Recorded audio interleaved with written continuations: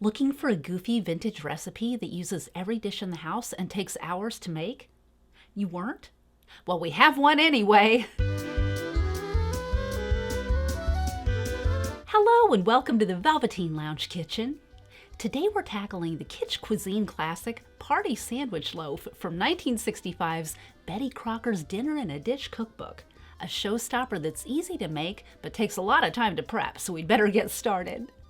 Begin by preparing shrimp salad filling, which combines 1 hard-boiled egg, chopped, 1 1/3 cups chopped cooked shrimp, 1/4 cup finely chopped celery, 2 tablespoons lemon juice, 1/4 teaspoon salt, a dash of pepper, and 1/4 cup of mayonnaise.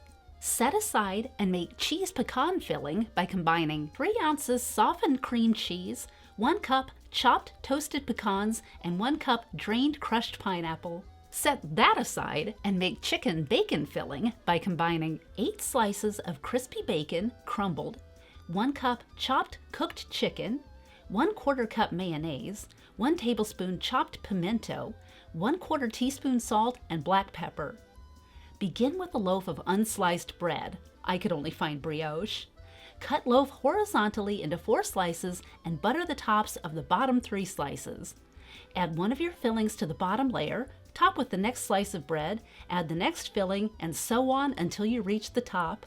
Combine 2 8-ounce packages of softened cream cheese, 1/2 cup light cream, and a few drops of food color.